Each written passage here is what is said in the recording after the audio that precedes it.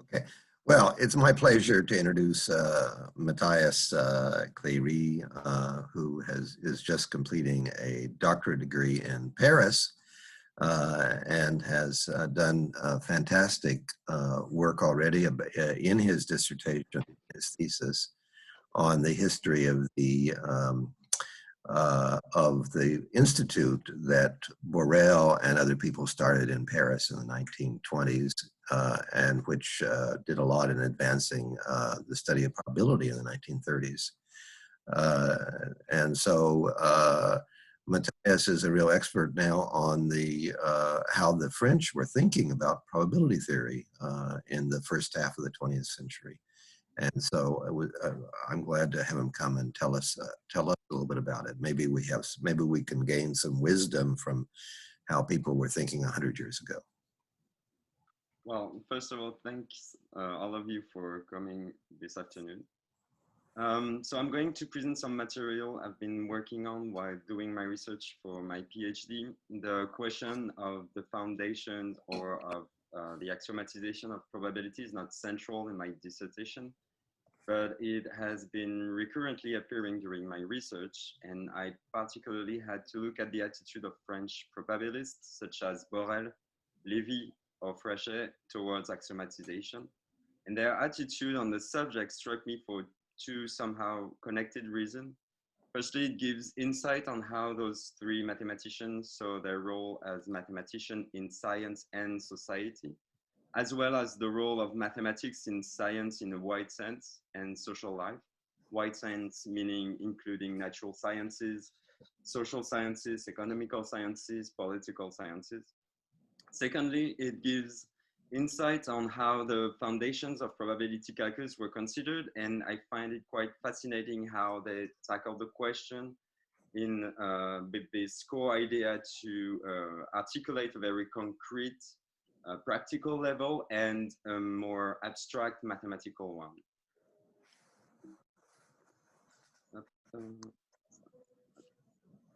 So the question of axiomatizing probability calculus most certainly became an important problem when Hilbert presented his famous 23 problems during the International Congress of Mathematicians in Paris in 1900.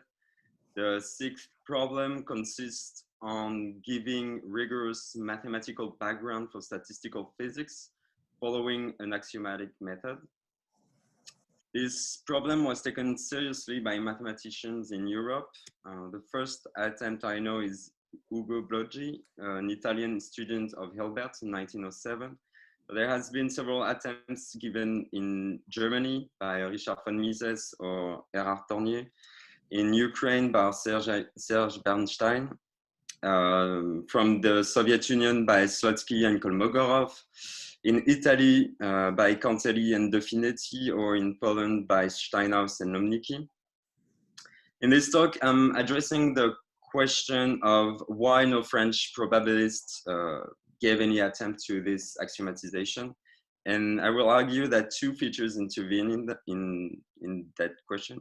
The context of probability calculus in the first half of the century, and the specific view on the foundation of probability calculus, and I will go into the views of Borel, Fréchet, and Lévy. So to understand better the situation of probability calculus in France in the first half of the 20th century, I'll start by giving a quick account on its evolution in France during the 19th century.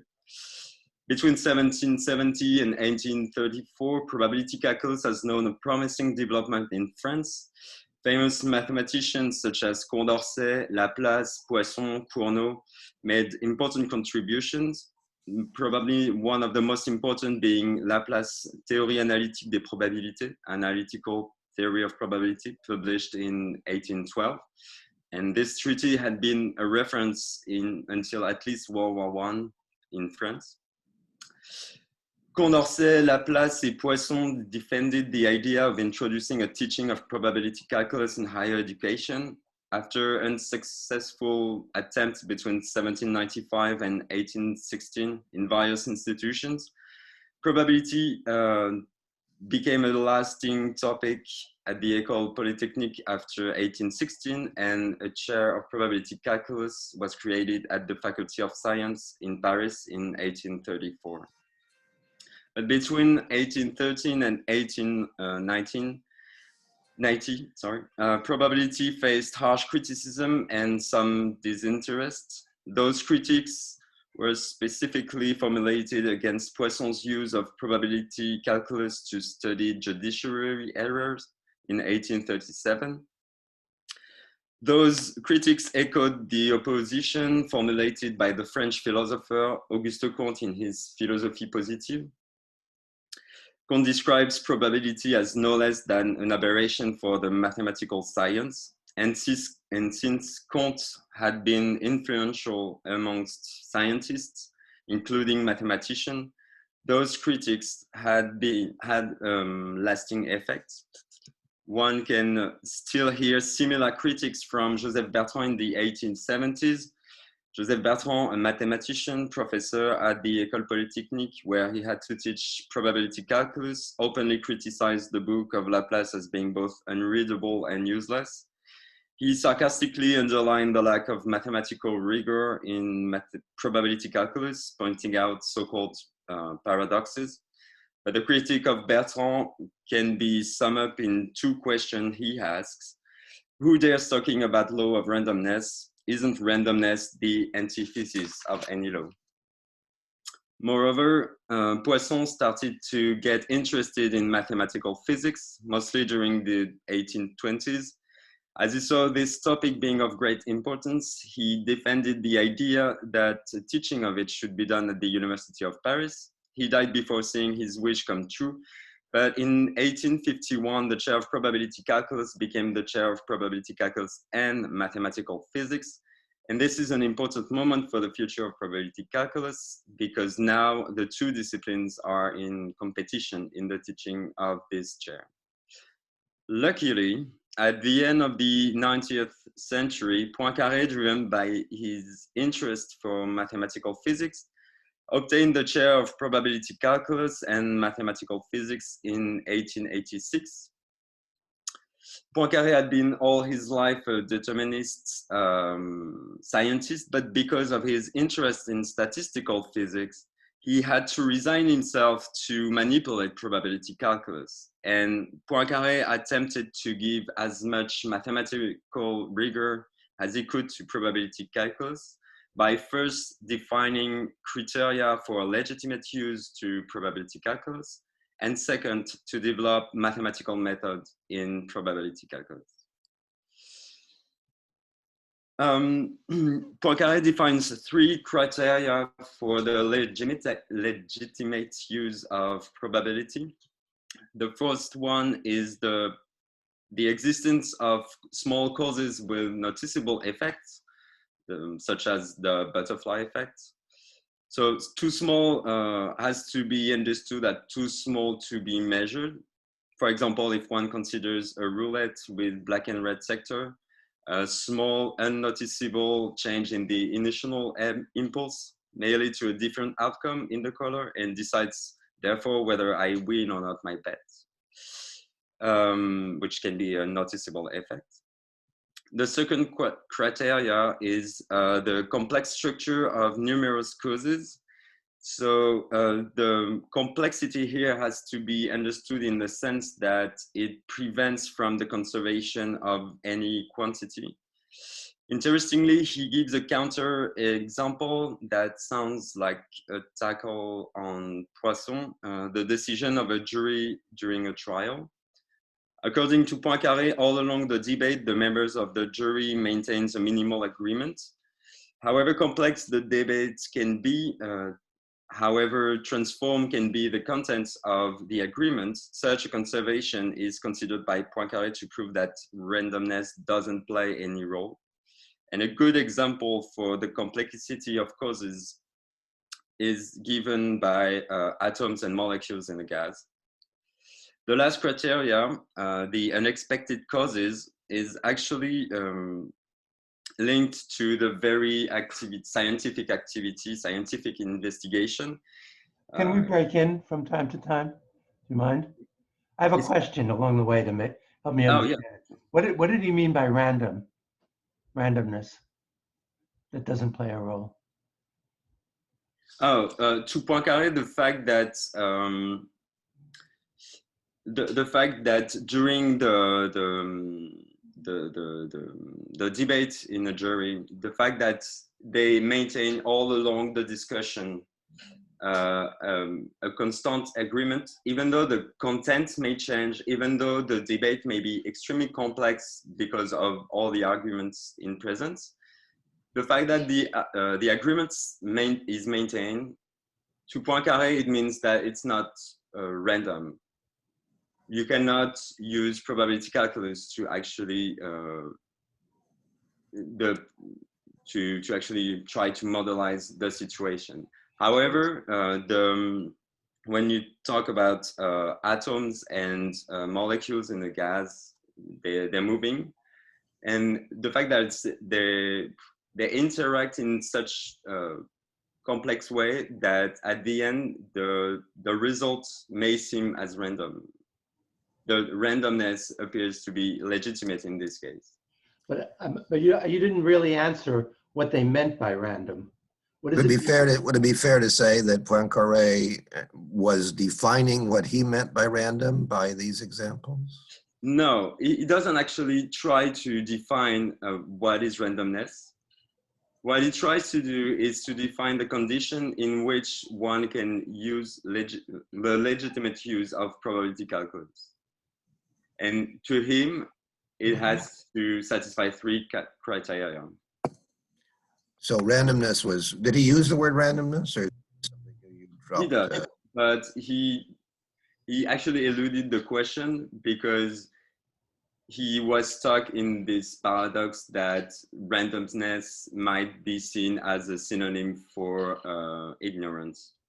And he never actually gave a very good definition of randomness. Okay.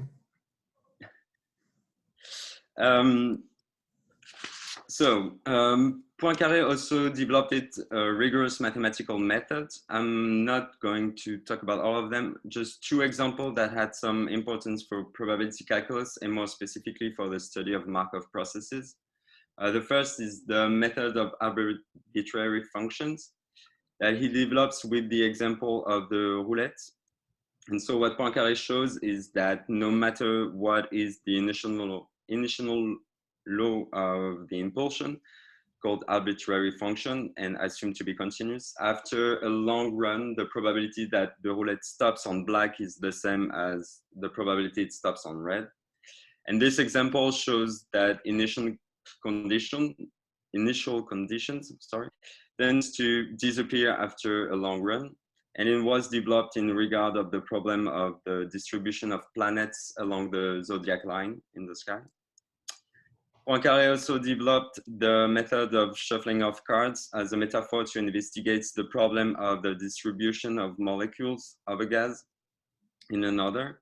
He mostly developed the example of two cards, leading to the conclusion that the distribution of the cards tends to be uniform after shuffling long enough, as long as you actually do a shuffling in the deck.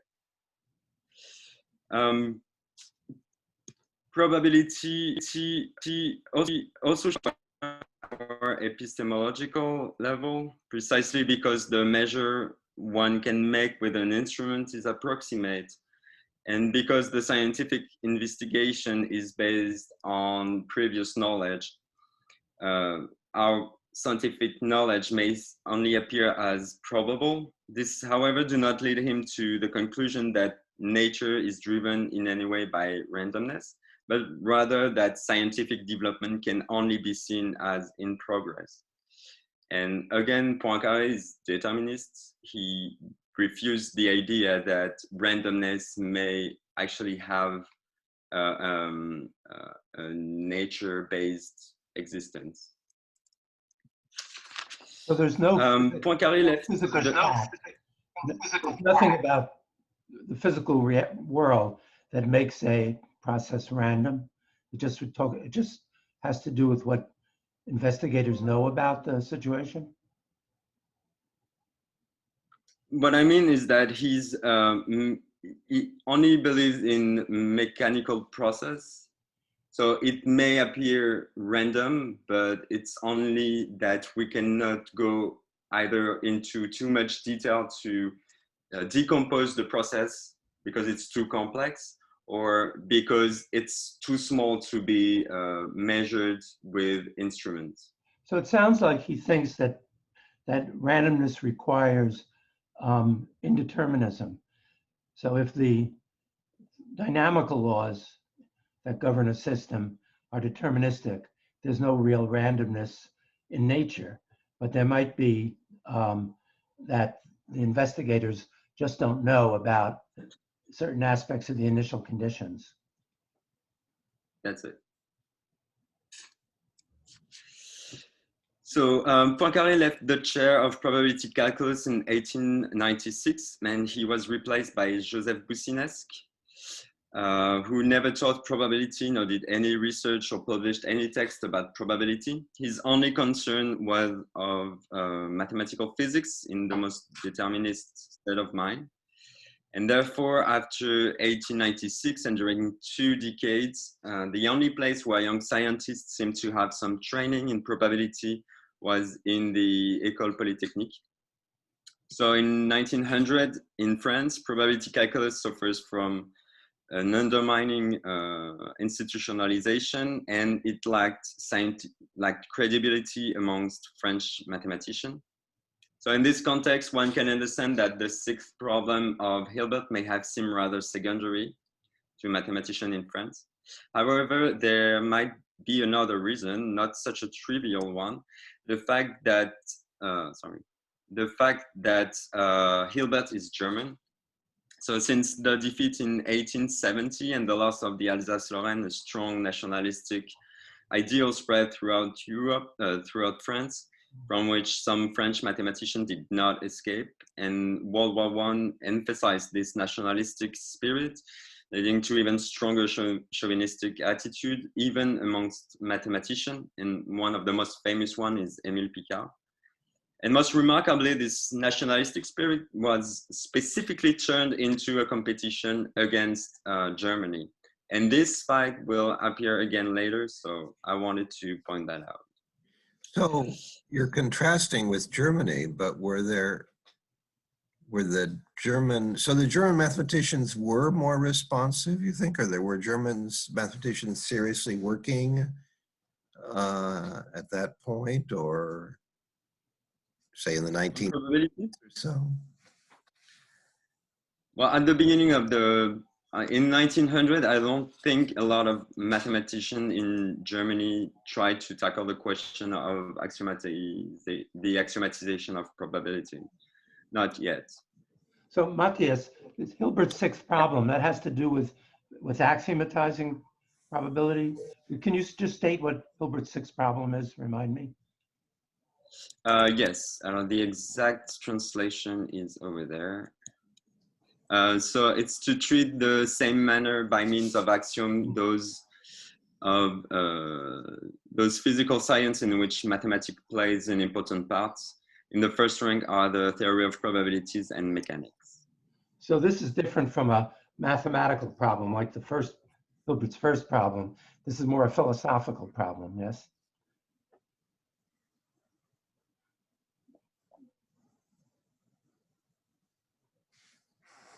Why philosophical? Well, the question is whether it's possible to, let's say, axiomatize quantum mechanics at a certain stage of its development, or statistical mechanics at a certain stage of its development. Well, this problem is more about like the math that is used in the physical science, some physical science, such as like statistical physics. It's really about giving some mathematical rigor to the mathematics that are used in those science that appeared at the end of the physical science that appeared at the end of the 19th century. So in Hilbert's mind, there was not a question about whether it could be done. Right. Yeah. Is that fair? I mean, it was just assumed it could be done? yeah. I mean, the model was clearly geometry and algebra and analysis, and it was already going on in those fields. So it felt like it was possible and it was something to do, definitely. The idea was to do to statistical mechanics what, I don't know, Euclid did to plane geometry. No, it wasn't to do that to statistical physics. It was to do that to the mathematics that were used in statistical physics. That's not exactly the same. I see. He wanted to, all those, the probability calculus, for example, was used in statistical physics. So we had to axiomatize those, but not statistical physics. I see. So there are concepts in mathematics that were being used in physics. And those. Oh yeah, maybe there's a confusion. Just I precise something. Mechanics back in the day was considered as a mathematical discipline. It's a mathematical topics to them. It's not a physics. It's not physics. But of course, it's not really a mathematical discipline. It's about, you know, the world, and we can imagine different laws from Newtonian laws or from Schrodinger's law, whatever. Well, that did not. They were not aware of that yet. Most of it, like Schrodinger's, it's really down the road, like it's in 1920s, 1930s. Oh. So to them, mechanics, astronomy was still a mathematics. They didn't make a sharp, the people you're talking about didn't make any division between explanations and theories in the physical sciences, like the theory of gravity, and theories in what we think of as geometry or topology. Well, it's just that physics, for example, theoretical physics, it started, well, that's unfair to say that maybe, but it mostly started with statistical physics and relativity, but it's the end of the 19th century. But mechanics, for example, was considered as a mathematical discipline. Astronomy was considered as a mathematical discipline. What we're seeing. I mean, we don't have to be quite so general, do we? We're talking about what Poincaré thought here. Yeah. Not what everybody thought. That's true. I mean, not Poincaré, Hilbert, I'm sorry, what Hilbert thought. Yeah. So during the sorry, can I just ask also follow up on Barry's question about the French opposition to Hilbert's sixth problem? If you can go to that slide. So I was just wondering, based on your answer to Barry's question, what are they exactly opposing, the French? Are they opposing to the inclusion of probability calculus? So I think Poincaré admitted that there are legitimate uses of probability in science. And if the Hilbert's problem is just axiomatizing the use of mathematics in physics, then it's unclear to me why they're opposing the axiomatization of probability in that sense. But it seems like they're opposing something, namely that because physics is deterministic, somehow we shouldn't even use probability in mathematics, opposing a counter Poincaré. Is that right?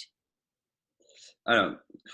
So this question is mostly based, well, the biggest problem for them is all those doubts about randomness and the very definition of probability.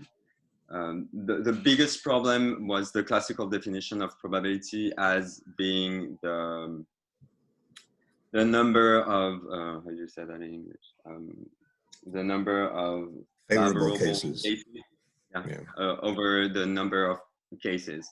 That is, there is a, it's the critique about that definition is as classic as the definition itself. It almost goes all the time. And that lack of rigor, and also when you define conditional probability, there's some ambiguity because it's not clear if they're not defining another kind of probability. It's really not clear because it used basically the Bayes relation, and it doesn't look like it's the same probability when you look at the definition they give. So there are several mathematical opposition to it as not rigorous or ambiguous, but there are also the very nature of that kind of investigation that seems dubious to them. They feel like doing math on randomness it's just not possible because randomness is basically ignorance. So you can't compute anything on ignorance. And to them, probability is actually trying to compute on something we cannot know. Because if we know something, it's not random, basically. So this view is actually different from Poincaré's view that you just surveyed, right? This is stronger. So Poincaré, sorry, the problem of Poincaré is that he was really into working into statistical science, statistical physics. And he tried several times to get past the probabilistic aspect of it, but he could not. So he really had to resign with probability. He had to introduce probabilistic method. So he did it, and he tried to give as much rigor as he could to those methods. But in his mind, whatever we observe in nature is always mechanical. It's not indeterminist. Aren't there really two different issues? One issue is what exactly is probability? Does it involve anything epistemic, like being ignorant of what the actual causes are, or not? That's one division. And the other is giving mathematical rigor to either approach. So some people who thought of probability as just subjective or epistemic have rigorous accounts of what epistemic probabilities, what mathematics epistemic probabilities satisfy. And some people who think probabilities are about the physical nature of things have other accounts. So it seems we have two different questions here. Yes, well, the thing is that distinction between subjective probability and objective probability was considered by Poincaré, but since his conception of this idea that our knowledge is incomplete at every time, means that our knowledge is only probable and has to will evolve. It's a work in progress. Mm-hmm. And for example, the difference between subjective probability and objective probability for Poincaré is more about whether we can agree or not on the probability of an event. So it's more intersubjective probability than objective, in the sense that there is randomness in nature. So Poincaré didn't think that there's randomness in nature. No. Okay. But it's unclear to me still exactly what amounted to randomness. One thing someone might mean is indeterminacy. The dynamical laws are indeterministic. That's one thing you might mean by it. The other thing you might mean by it is something having to do with the kinds of outcomes of even a deterministic process. So, you know, Church later had an account of randomness of sequences. So that's why I was asking early on, what exactly did he have in mind by random, or what you had in mind by random? It just, I guess, yes. It's just that the outcome may appear to one observer as random, but it's to Poincaré, it's always the result of mechanical processes. It's just either because the causes are too small, so we can't predict the effect of it, or because the structure of the causes are too complex that we can't really predict the outcome. But at the end, all these processes are mechanical, and it's just that the outcome seem random. Sure. So that's how it would work in statistical physics if the fundamental laws were Newtonian, for example. Okay. But it also might be another idea. Maybe the fundamental laws aren't Newtonian. Maybe they're really indeterministic. But it sounds like Poincaré didn't. No, he didn't think that. Didn't think that. I don't know whether anybody, I don't know at what point people started taking seriously. Often you read back, and people read back that quantum mechanics discovered that the world is really indeterministic. In fact, I don't think that's true. But many people thought that in the 1930s. Yes, but that's way back after. Right, a little bit after that. But at some point, they must have started thinking that the dynamical laws might be such as to not be deterministic. So even if you were a Laplacian demon, you still could. Actually, the discovery of radioactivity helped a lot to turn to a more indeterminist conception of nature. And that's precisely the case of Émile Borel, on which I'd like to talk about a little bit. So Émile Borel is defended his thesis on function theory in 1893. Soon attracted attention in France and abroad, especially thanks to a collection of books he launched in 1898, monographs on theory of function, which had two goals. By publishing materials taught it aims at giving a training remotely, and by gathering an international network of authors, it aims at building a scientific community dedicated to this topic. In 1904, he became assistant professor at the Faculty of Science in Paris. He became full professor in 1909 at the chair of function theory, a chair created for Émile Borel. And finally, in 1910, he became the scientific director of the École Normale Supérieure. So Borel started his career as an analyst and became quite famous for it, and gradually gained scientific power thanks to his work in analysis. In parallel, he was involved in the intellectual life in Paris, and he created a journal, La Revue du Mois, the monthly review, in 1906. And the aim of this journal was to present articles adopting a scientific method and opinions based on science. And this journal serves Borel in his interest for politics and was a definite first step for getting involved in politics as a mathematician. During World War I, he was mobilized to work for the national defense in 1917.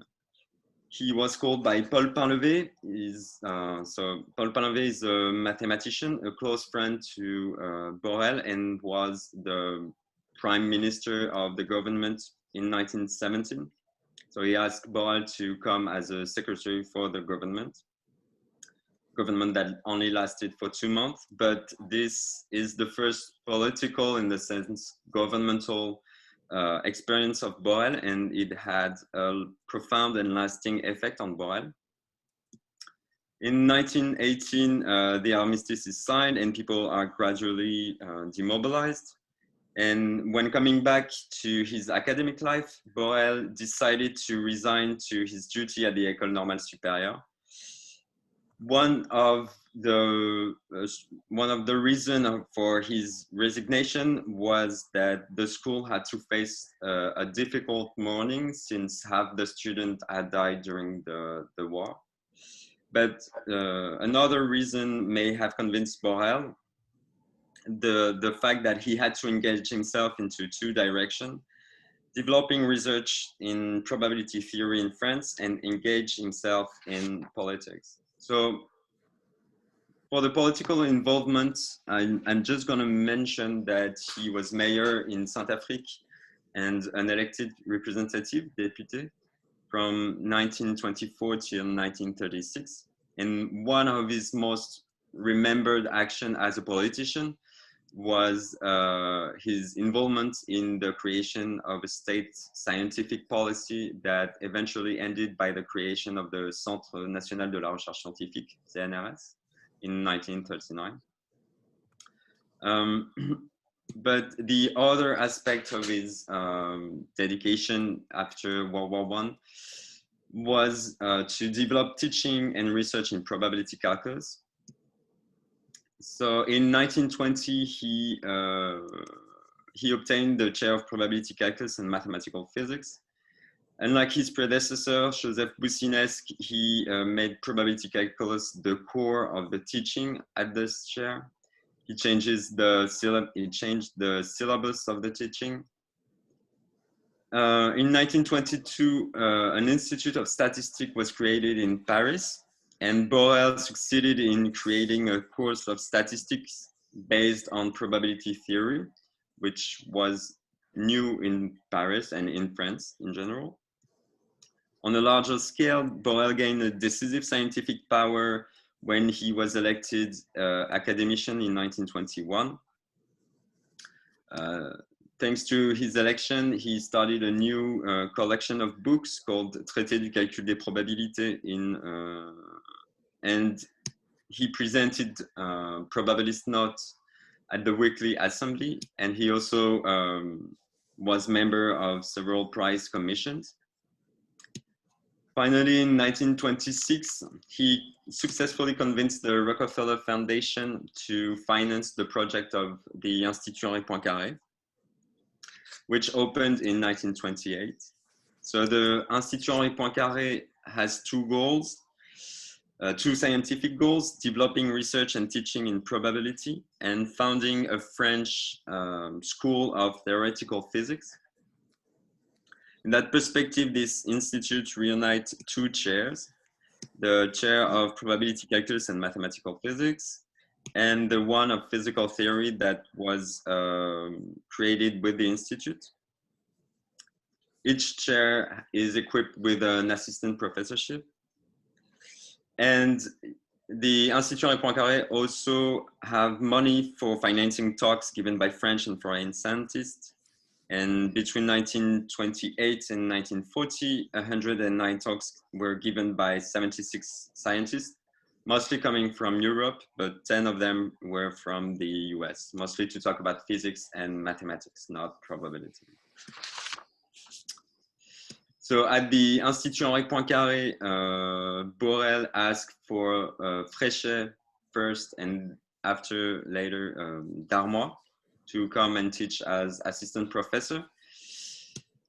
27 talks were given on probability. 2 of them were given by Paul Lévy, who's another great probabilist on whom I will come back later.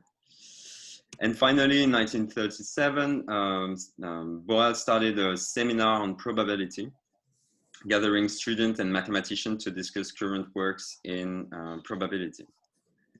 The creation of this Institut Henri Poincaré had a dramatic effect on the probabilist research in France. And one of the most impressive effects can be seen in the PhD dissertation.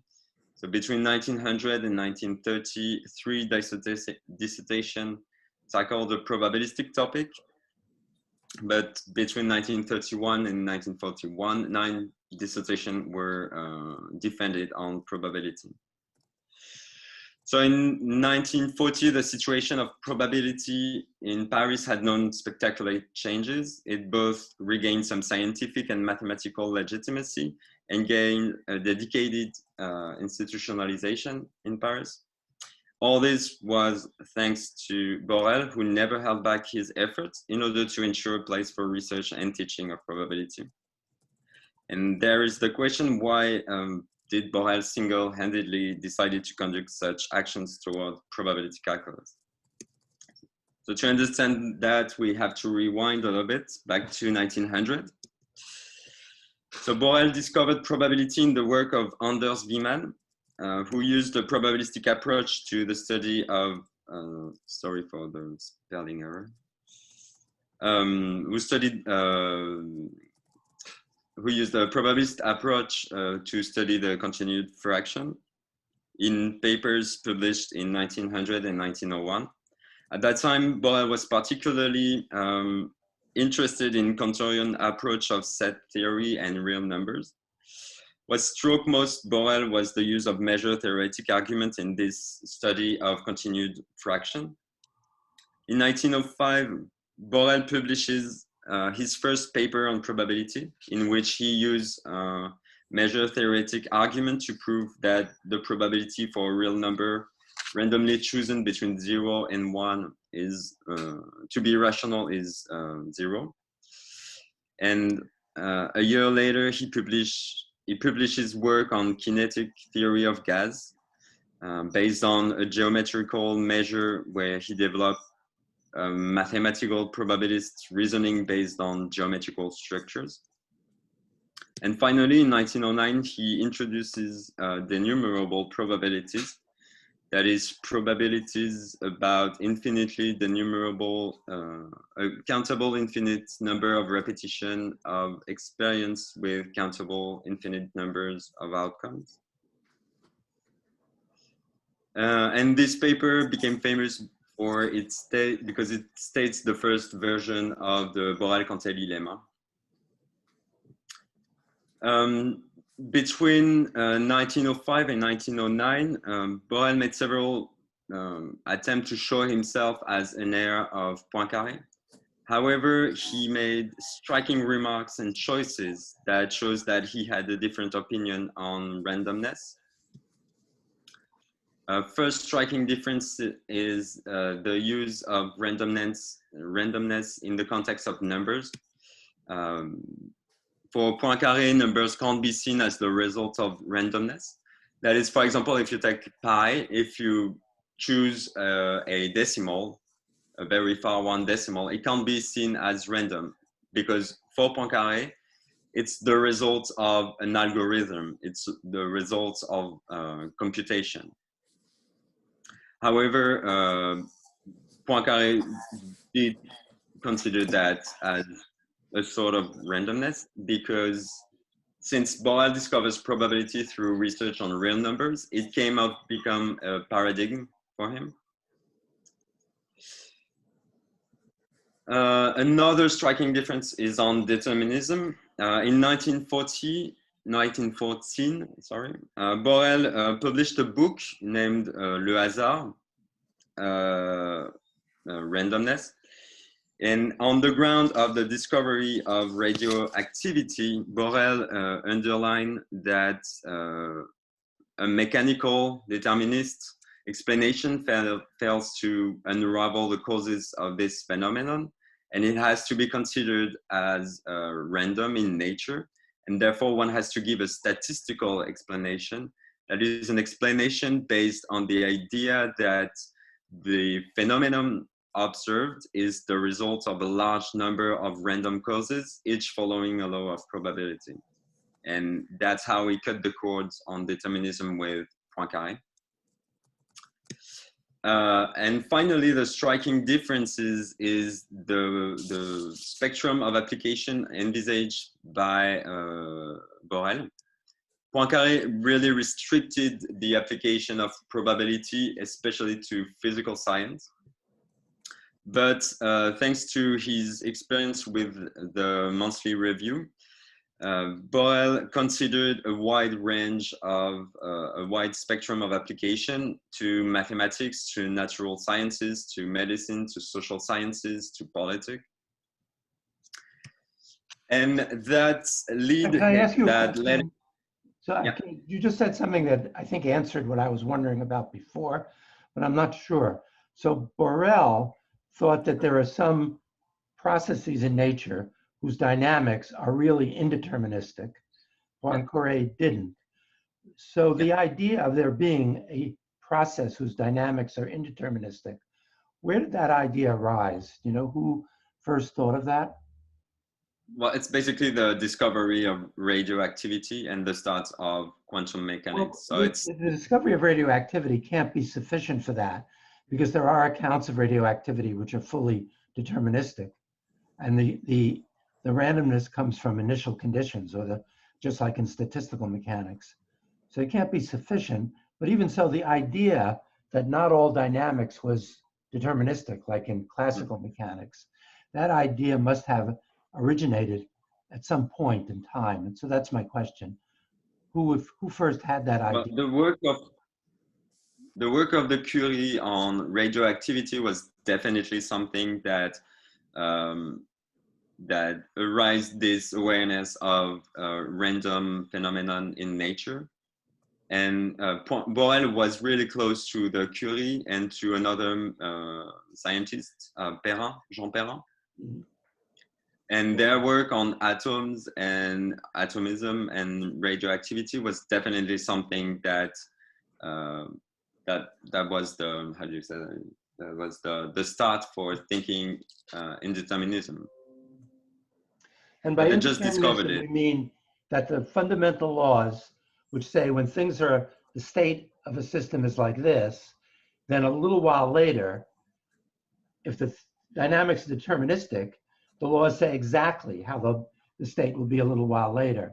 Where if the fundamental laws are indeterministic, the fundamental laws will specify a range of states that could be later with different probabilities for the different states. And so my question was, who first had that idea for how to think about fundamental laws, that the fundamental laws are indeterministic in this way?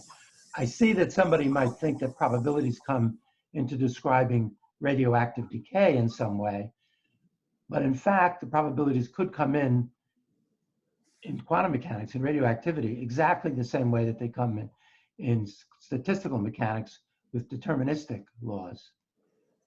So the question is, who started to think in a more indeterminist way the nature? But wasn't statistical mechanics of Boltzmann prior to? Sure, but first of all, Boltzmann thought of probability, his probabilities as epistemic most of the time, and his fundamental dynamical laws were deterministic, they were Newtonian. I'm not quite sure who was first indeterminist in France, but I'm pretty sure the Curie, because it's a really tight group of scientists that really have intense social connection. So I'm pretty sure they all discussed it, and I'm pretty sure the idea came around 1905, 1910. It may be that the way that characterizing indeterminism the way I did is really a sort of backwards looking account of it. None of them might have thought of it like that. They might have, if they had Laplace in mind, because Laplace clearly thought of the fundamental laws as deterministic, then they might think, well, maybe the fundamental laws aren't deterministic. They don't say what will happen next. They just give a range of possible states that will happen next. But maybe none of them actually thought about that, and this idea didn't become clear until later. That's what I suspect. Well, in 1950, I mean, nobody, I don't quite understand the question. When people are carrying on about determinism and feel it necessary to state it, you know, it's obvious they've contemplated the possibility that what they're saying is not right. I don't understand, Glenn.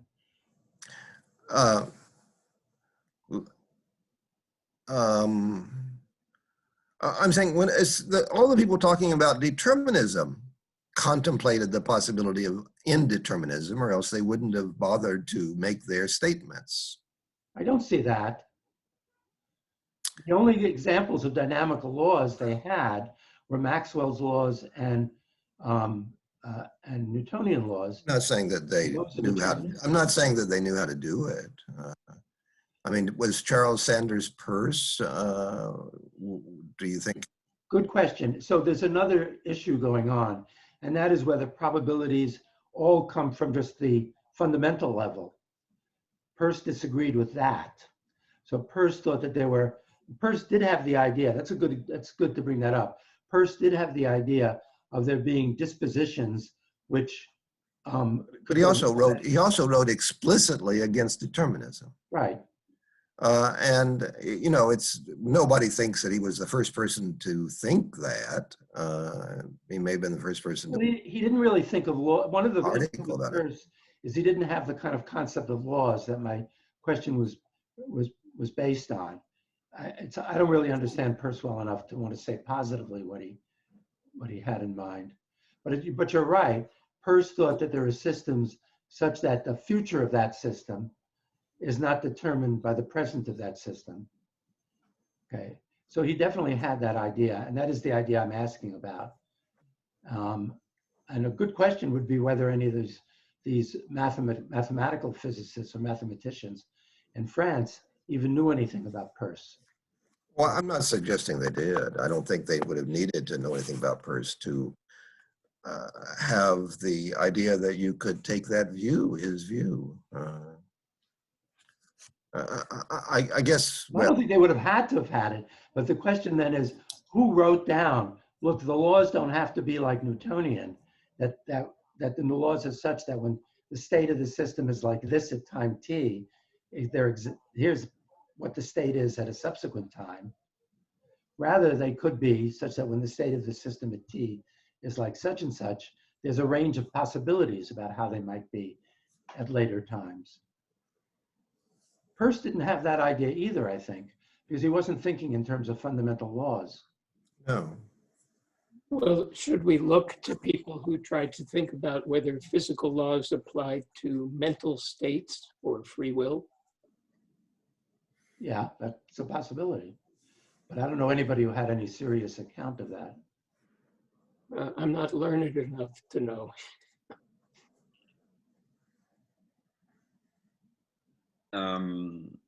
Okay, so the other big difference with Borel and Poincaré, sorry, is about application. So Borel considered wide spectrum of application, and that's a specific a feature of how Borel saw probability, is that one had to do probability to develop the probability, the theory of probability, in order to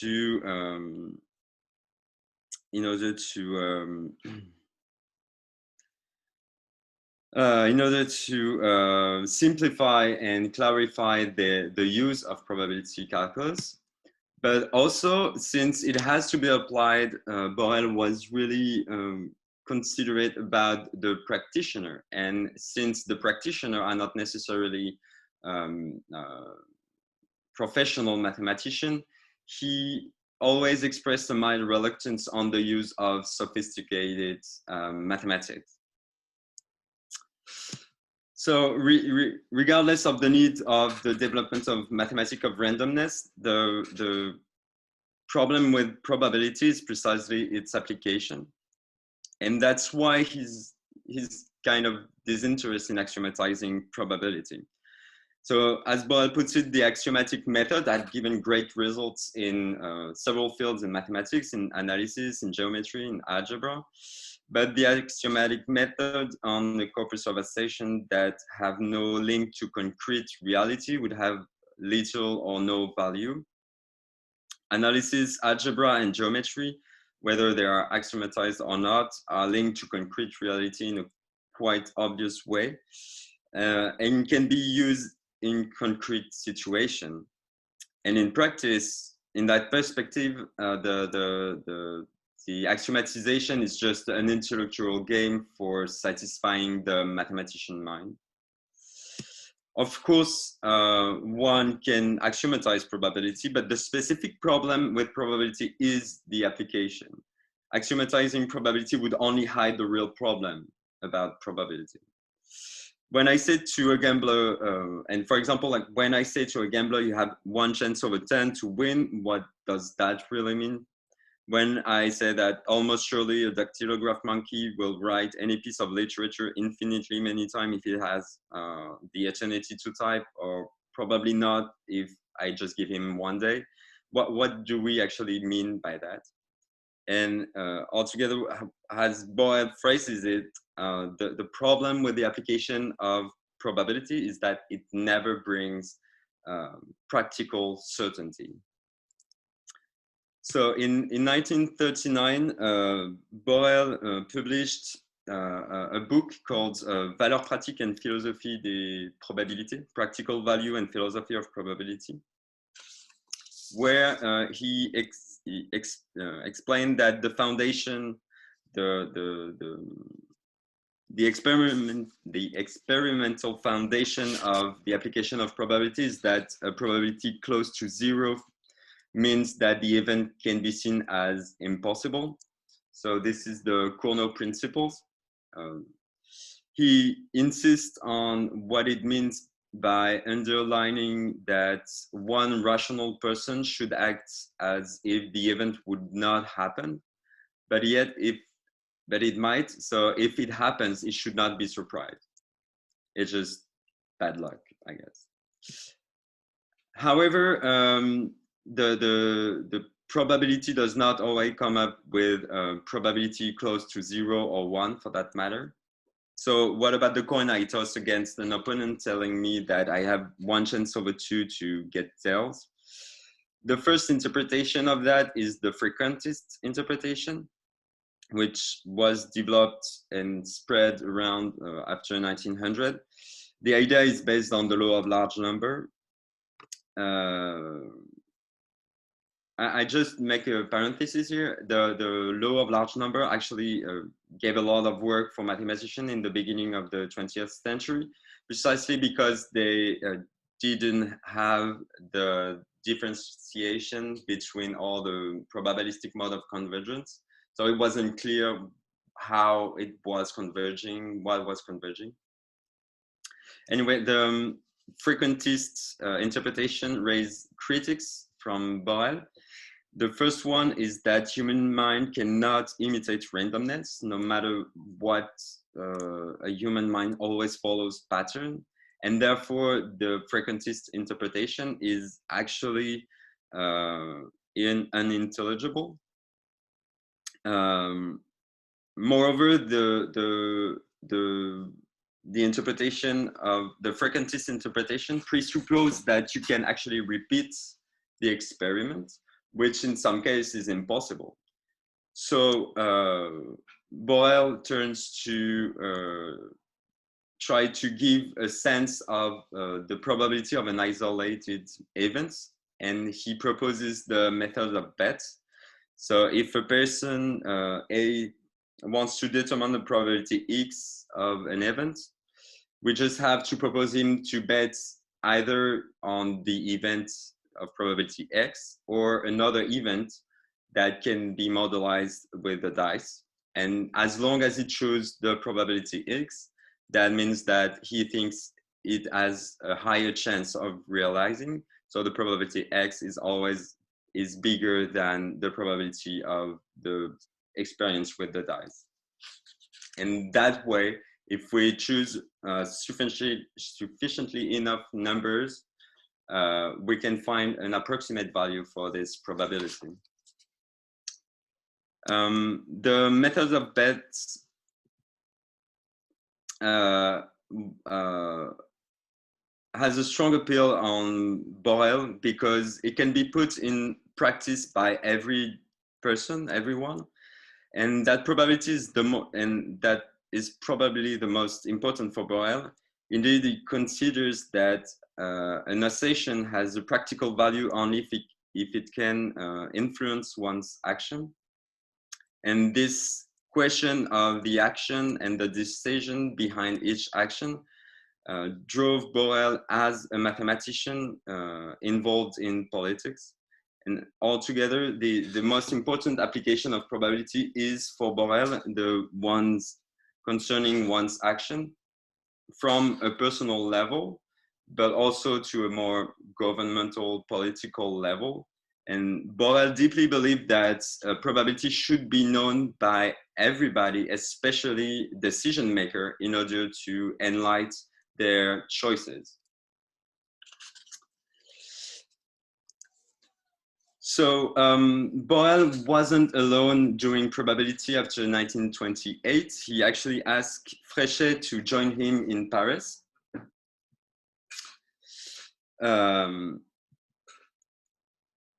Fréchet, I don't know how Fréchet is remembered, if he's remembered at all in the US, but in France he's mostly known for his works in analysis. He defended a thesis using topological property, like compactness property. In 1906, he quickly obtained international recognition for his work in analysis. And he did analysis all his career long. He was mobilized during World War I as a translator for the British Army.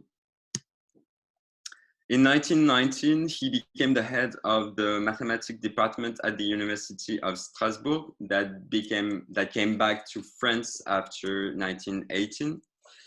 And if you remember the competition between France and Germany, that's when it plays. The French authorities considered that the University of Strasbourg had to become the symbol of the superiority of France over Germany. And it was given important means in order to make this university a display of French science. The local academics, including Fréchet, decided to build a sort of mix between the French and the German university academic tradition. And it sometimes meant teaching topics that were taught in German university, although they were not traditionally in France. And that's how Fréchet started to teach probability in a statistic lecture at the local business school. Moreover, during the 1920s, academics in Strasbourg made effort for the university to gain wide recognition, at least European recognition. And Fréchet was an ardent partisan for international scientific cooperation. So he wove a wide network throughout Europe. In that process, he started to communicate with a Czechoslovakian mathematician, Bohuslav Ostinsky. Ostinsky, influenced notably by Poincaré, started to work on probability and soon became interested in the study of Markov processes. And to simplify a little bit, Ostinsky basically trained Fréchet into probability theory.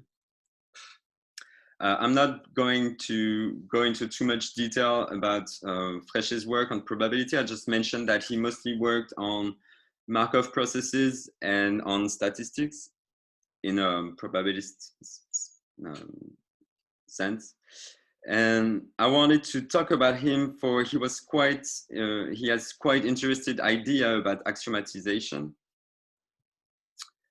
In 1922, he gave a speech at a talk at a conference in Berne called Sur une désaxiomatisation de la science, so for a deaxiomatization of science. It might seem a little bit surprising coming from him since most of his work is extremely abstract and axiomatized.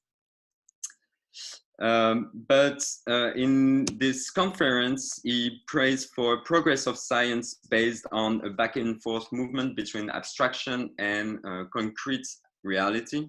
His idea is that mathematical concepts studied should be based on some experiments before being given with an abstract definition. And in other words, he wishes for the development of an experimental mathematics for both teaching and research purposes. Although in his talk, he only develops examples coming from geometry and analysis, he points out that such experimental mathematics should be also considered for probability theory. And several attempts of axiomatization will give him the opportunity to actually develop this idea of a back and forth between axioms and reality. The first is the theory of error of Mikhail Subotin. Fréchet started to discuss the axiom proposed by Subbotin in 1923. And one interesting axiom he started to discuss is the theory that when you do an observation, you measure something that is the real measure plus an error, epsilon, and that error is supposed generally to be the sum of independent errors. And what Fréchet suggested is that such an hypothesis of the sum of error is not legitimate in most of the cases. And he started to look at the maximum of the errors. And eventually he developed all those laws of the maximum. And he also concluded this critique by proposing that this mathematical reasoning should be confronted to actual experimental observation. This critique of those critiques against axiomatization can also be seen in the Colloquium for Probability Calculus in Geneva in 1937. He particularly emphasized his critiques on the theory of collectives. The biggest appeal to this theory for Fréchet is that the theory of collective of Richard von Mises tries to capture in mathematics the nature of randomness. But clearly the numerous critiques and the numerous attempts to correct it leads Fréchet to think that it's actually impossible to give such a mathematical representation of randomness. And therefore, the real value of all those works around the theory of collective is more like the mathematical results they obtained. Another stream of axiomatization tends to focus on a set of abstract axioms borrowed from the theory of measure. The most known is the one of Kolmogorov, but his attempt is not the first. One can also mention the Cantelli's attempt in the 20s. For Fréchet, as well as von Mises and Kolmogorov themselves, such an axiomatization is satisfying in regards of mathematics and logic, but it fails to be in contact with the application. And actually, Fréchet had those words saying that every axiomatized theory is indeed incomplete.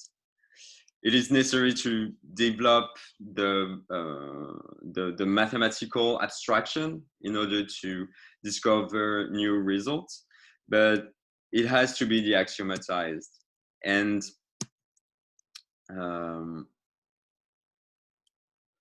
Fréchet insists on that idea that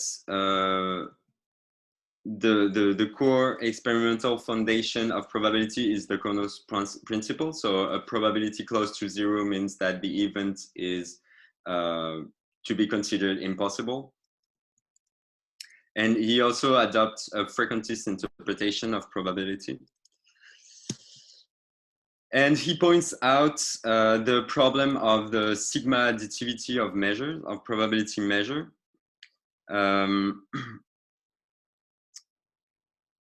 Such an axiom about the sigma additivity is not conformed to the experience of with the real world. It is obviously useful, if not necessary, for mathematical investigation, but it can't be logically deduced from the finite additivity of measure. And that's the problem, because the finite additivity is the only way that can be empirically implemented. So if Borel seemed rather indifferent to axiomatization and Fréchet quite critical about axiomatization, there is one last I wanted to talk about. That is Lévy, that is clearly opposed to any axiomatization. So just as Borel and Fréchet, Lévy started his career with analysis, he worked on functional analysis and defended his thesis in 1911. He, after World War I, he became professor at the École Polytechnique. He was first appointed substitute professor, and he had to give some lectures on probability theory. While preparing those lectures, Lévy felt that it lacked mathematical rigor, and therefore he engaged himself in giving a proper mathematical framework in order to obtain the central limit theorem. In particular, he introduced distribution function and characteristic function in order to deal with law of probability. That is not something new, but what's new is that he made a systematic use of it. Lévy is now mostly known for his study of Brownian motion and several results in probability. However, what is striking in his 1920s and 1930s work is his concern to give a proper mathematical framework to probability. So in that perspective, it may seem surprising that he was so opposed to axiomatization. In 1921, he made no detour to explain this point. To him, axioms are either definition or illegitimate. So what he means is that axioms defined as obvious truth that cannot be proven must be abandoned. For him, what matters is that definition, that is an axiom with the link with empirical notions, must be the basic tools for mathematicians. And therefore, theory, according to Lévy, must gather definition and experimental results that the empirical notion, and experimental results. He gives a good example of what he means in 1925. Sorry, I forgot about that. He gives a good example of what he means in his book Calcul des probabilités in 1925. Lévy reiterates his critiques on axiomatization at several times, and especially when it comes from German.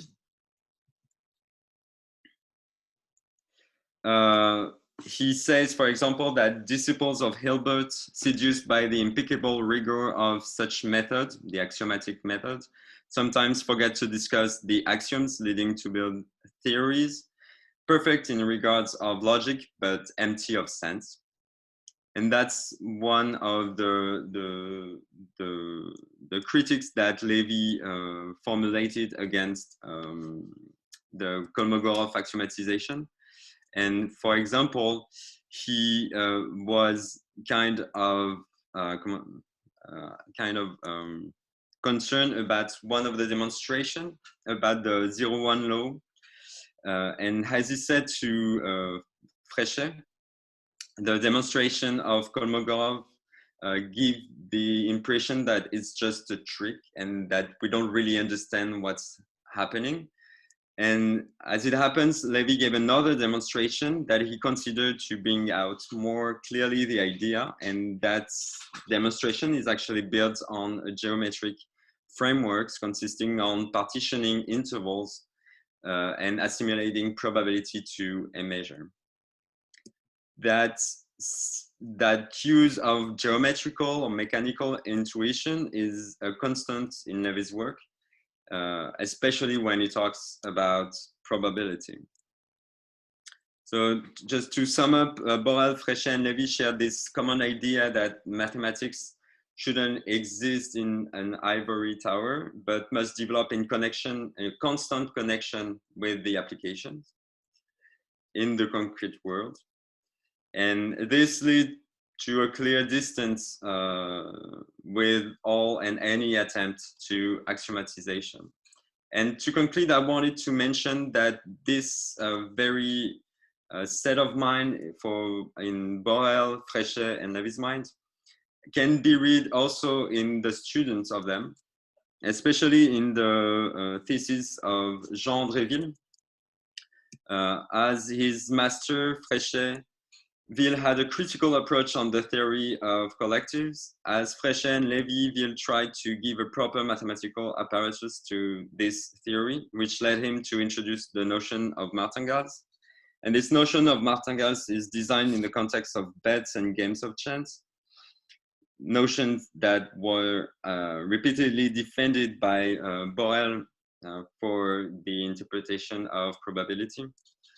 And in a book in 1941, presenting his thesis, Jean Ville introduced a preliminary chapter in which he presented a synthesis of the position of his three masters on axiomatization.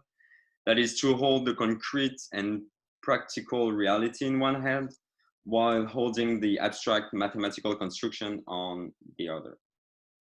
And thank you for listening.